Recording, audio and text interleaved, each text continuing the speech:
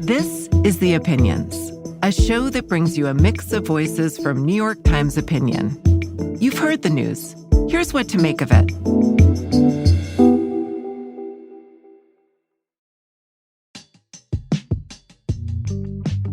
I'm David Leonhardt, an editorial director in New York Times Opinion, and every week I'm having conversations to shape the views of our editorial board. My colleague John McWhorter wrote a fascinating recent column arguing that it's time to retire the term African American and return to using Black, loudly and proudly, as John put it. I kept thinking about that article after I read it because it reminded me of so many other debates we have about the politics of language, especially involving questions of identity. A lot of people are asking, well, which term should I use? Latinx, Latina, or Latino? The folks who are the most mad about Latinx, which was a term that was created to be more inclusive of gender, are straight people. And I'm like, what is it even about you? Are you Asian or Korean? Bruh, that's like asking me if I'm a vegetable or a broccoli. Irish American, like no white people have to say that. Nobody white has to say anything like that. So John, in addition to writing for Times Opinion, is an associate professor of linguistics at Columbia University, and he spent years mulling over many of these questions. So I asked him to come on the show this week and talk through a list of hot-button linguistic issues. John, welcome to The Opinions. Happy to be here, David. Thank you. You write so much about identity and language and politics. How did you get interested in that intersection?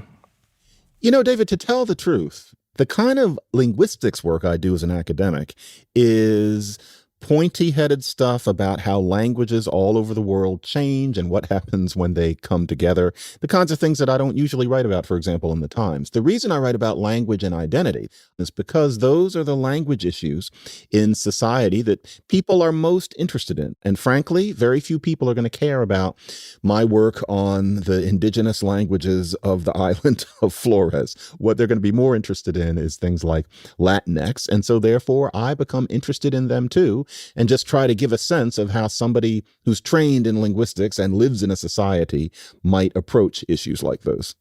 That makes a lot of sense. So you're basically meeting the readers where they are. So let's dive into one of these areas. Can you summarize for me the background and the history of the debate between African American and Black?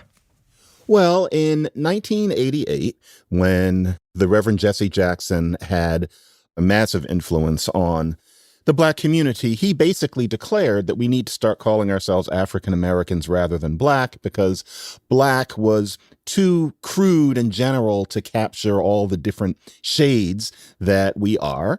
And I think the idea also was that to add the African part was to give a note of pride, a note of heritage. And so it happened very quickly. If you were, alive and mature at the time, it was as if all of a sudden 1 week you were supposed to say African American rather than Black.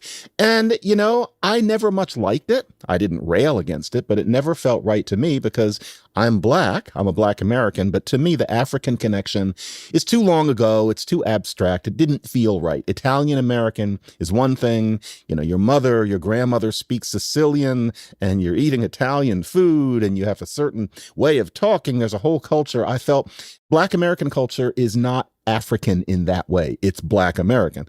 But time has gone by, and the problem is that the term African American has become so awkward that it was time to start asking some questions, because back in 1988, there weren't nearly as many immigrants from Africa in the United States as now. That number has truly skyrocketed. And so it's at the point where, well, what about the African Americans who are like Italian Americans, where Africa is just a generation or two away? You speak one of the languages or you halfway speak it. In other words, you are an African American person.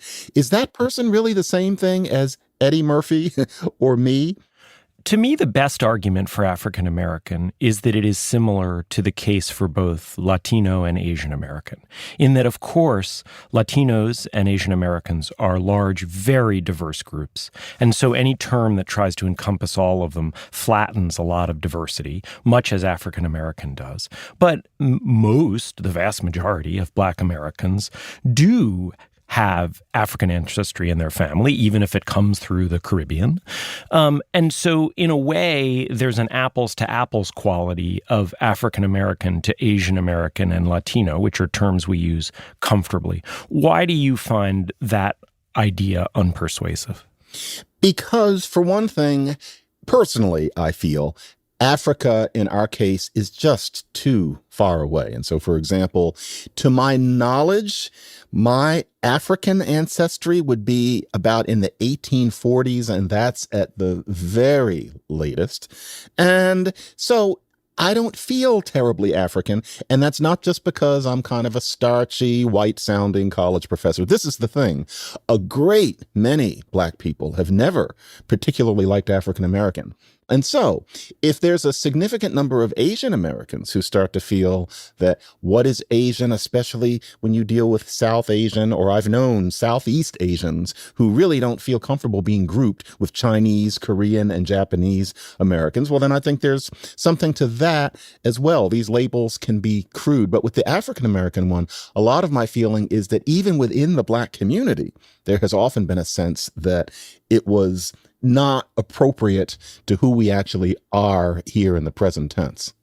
Yeah, and I think that's a theme that we're going to hit on a few times in here, which is that when we're using words to describe a group of people, we owe some deference to the preferences of that group of people. Mm-hmm. Definitely. Let me make a prediction and then let you react to it. I think you're going to win this argument. I don't mean you personally. No. But if you asked me to predict 10 or 20 years from now, I would guess that Black will be the dominant term and African American will be less common than it is today. Black is just simpler, in addition to all the arguments that you've just laid out. Do you share my prediction? Actually, David, I do think, I don't think it's me that's going to win. I think that the general sense of African American as the right term to use, I think that that's going to fall away. And, I think there's something that's easy to forget now, unless you are, at this point, elderly. I caught just the tail end of it. African American had been tried before. There was a mini fashion in the late 60s and early 70s of saying Afro American.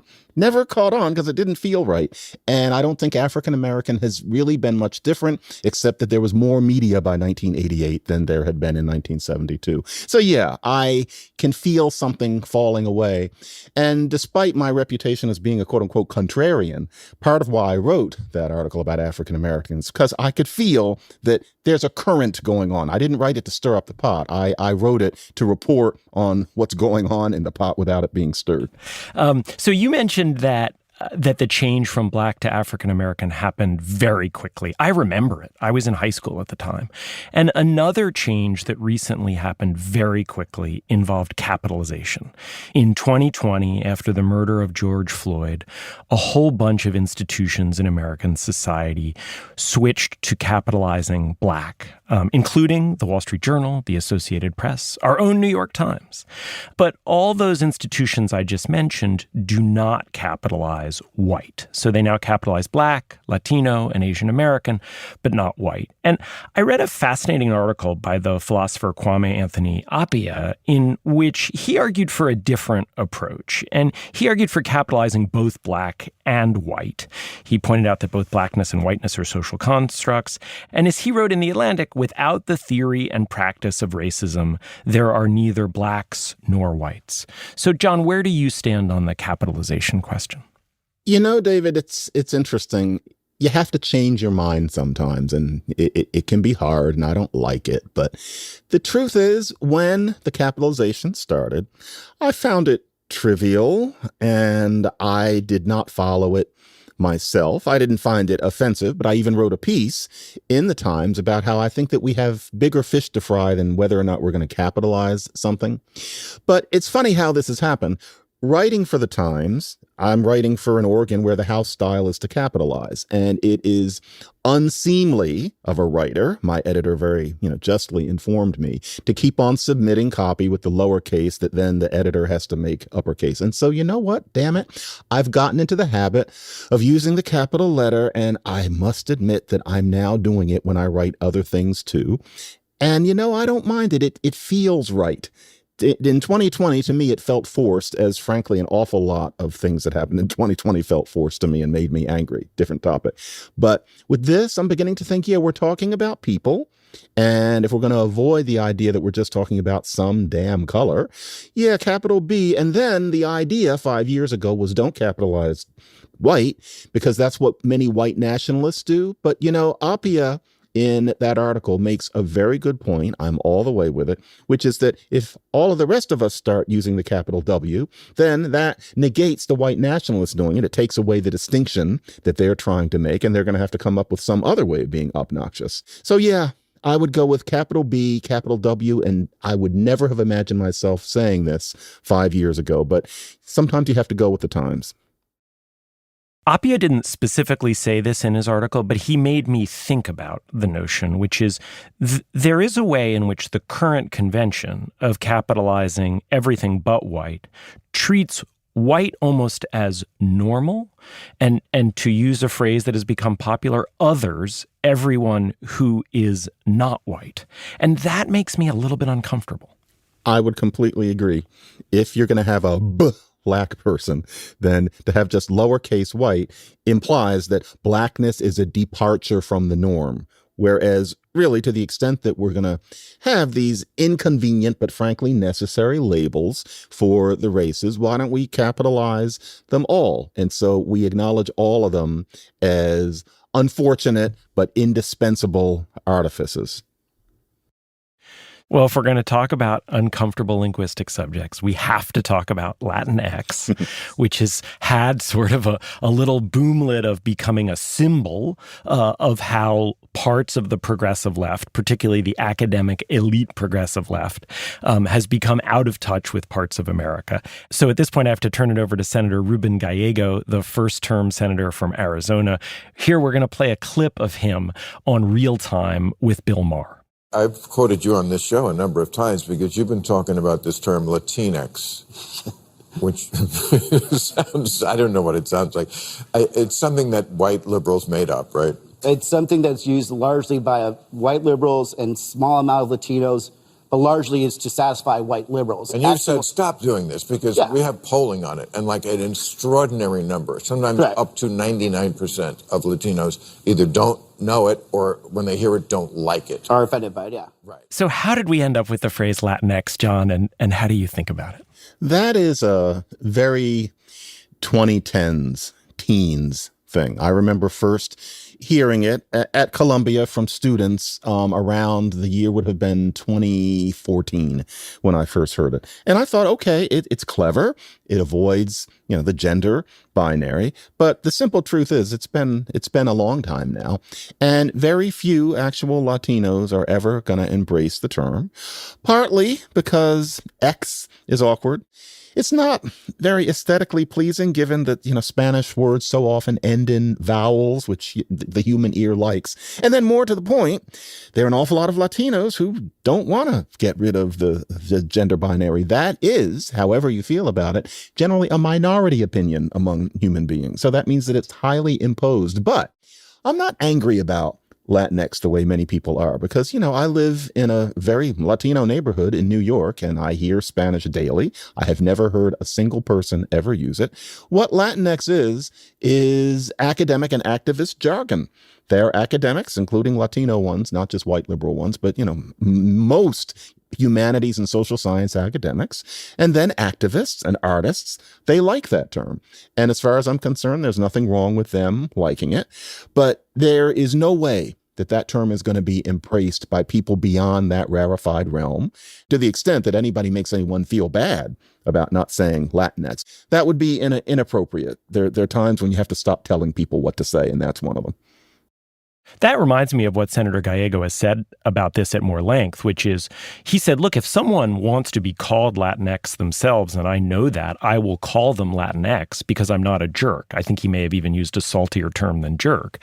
But I'm not going to use it myself, and I actually think it offends many, many more Latinos and Latinas than the phrase Latinx helps with. And so, to me, there is a larger point here that's important, important because I think one of the things you sometimes hear people say is, this is a manufactured issue. Republicans are using it to distract from all of the bad things that Donald Trump is doing. And regular listeners will know I think Donald Trump is doing many bad things. But I don't think it's just a distraction because, first of all, it does offend some number of people. And second of all, it is a symbol of something larger, which is a lot of Democrats made this mistake of thinking that people in academia actually represented the views of large numbers of working class Latinos and other groups. And so in many ways, I think the Latinx debate is a stand-in for the debate on immigration, which clearly does matter. And Democrats thought if we enact a more and more and more open border policy, as Joe Biden did, we will win more Latino support. And in fact, the opposite happened because when you look at actual public opinion, Latinos have views on immigration, much as they have views on Latinx, that look much more like American society as a whole and not like the views of academics that you're hanging out with, presumably, John, at faculty meetings.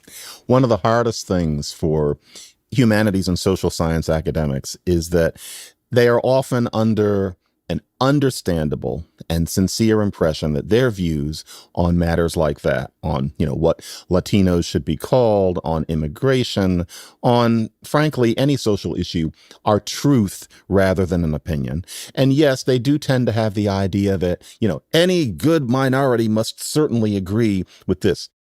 So let's test the limits of some of the ideas that you and I have been talking about here by talking about another thing in the news and another thing you've written about, which is sports teams' names.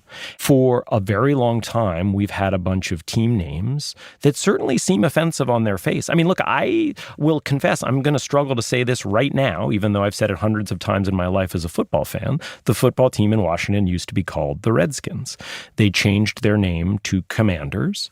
And now Donald Trump has come out saying that they should change it back, along with the Cleveland Guardians, who used to be the Cleveland Indians. He said they should change it back. And Trump has written, without any evidence, our great Indian people in massive numbers want this to happen.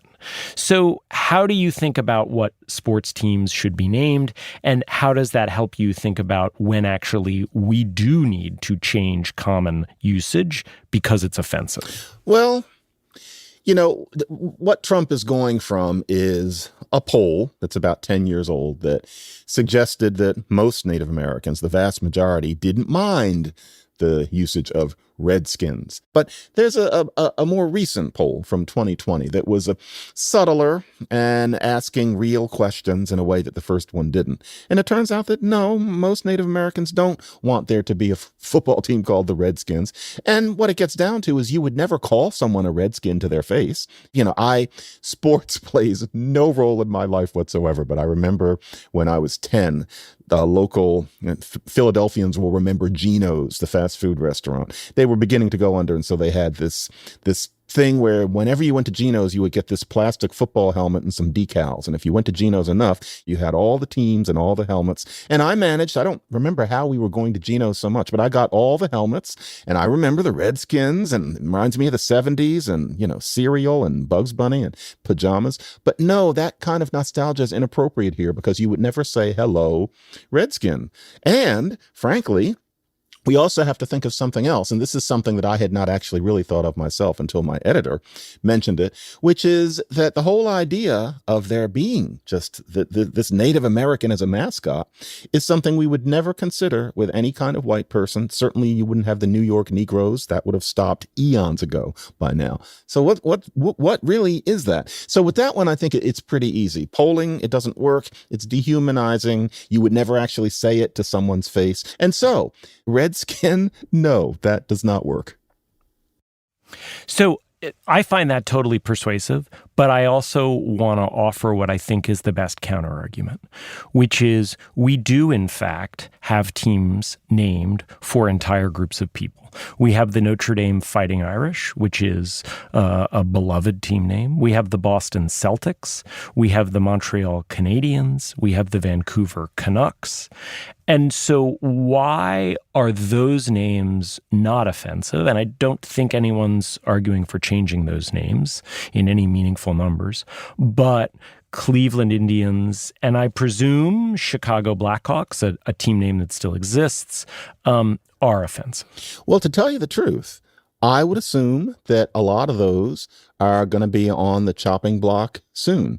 And so, for example, the Fighting Irish, I can imagine people deciding that that is playing into a notion of the Irish as exotic. I wouldn't be surprised, and I wouldn't argue against it. To be honest, I'm not sure what a Canuck is. I would have to do some research on that. But I would imagine that for the sake of consistency, there might be a kind of review of this sort of thing.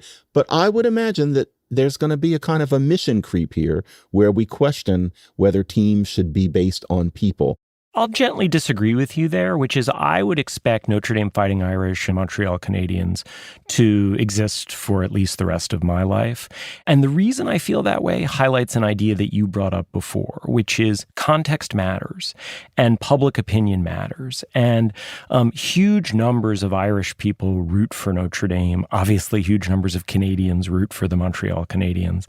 And I think when you have a situation in which the opinion of a group being described says, hey, we're okay with this, we like this, that's a fundamentally different situation than we have with Native Americans who have endured horrific discrimination. There are not huge numbers of Native American fans of these teams. It really is other groups using it. And so who knows what's going to happen? I expect those names will change. But I want to try to get to a McWhorter doctrine here. It actually reminds me of some of the larger ideas you've been saying, which is as we think about these things, we shouldn't think about them in isolation. We should think about them in historical context, and we should show some respect for public opinion.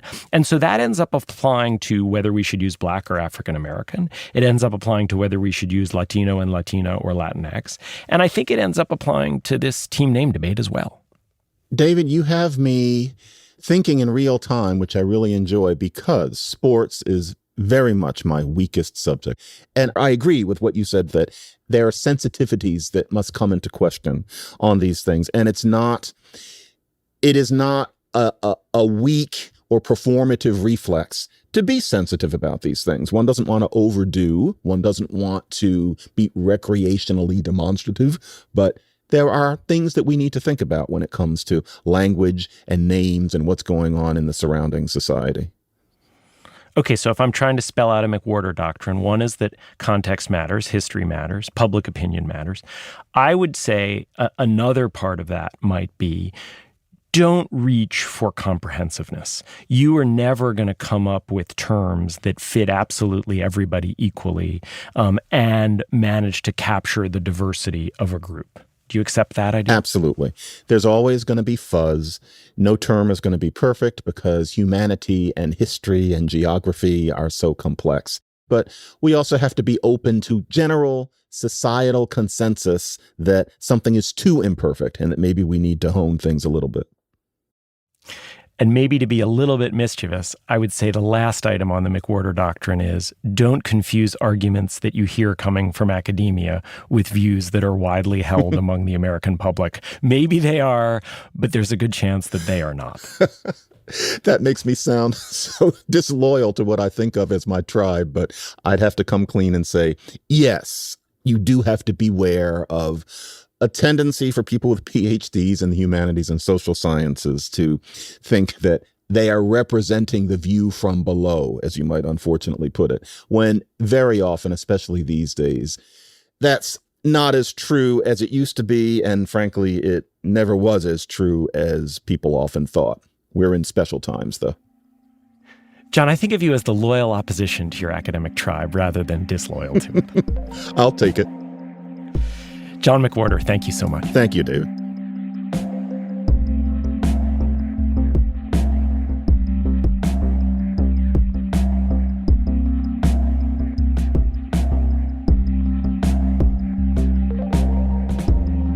If you like this show, follow it on Spotify, Apple, or wherever you get your podcasts. The Opinions is produced by Derek Arthur, Vishaka Darba, Christina Samuelewski, and Jillian Weinberger. It's edited by Kari Pitkin and Allison Bruzik. Engineering, mixing, and original music by Isaac Jones, Sonia Herrero, Pat McCusker, Carol Sabaro, and Afim Shapiro. Additional music by Amin Sahota. The fact-check team is Kate Sinclair, Mary Marge Locker, and Michelle Harris. Audience strategy by Shannon Busta and Christina Samuelewski.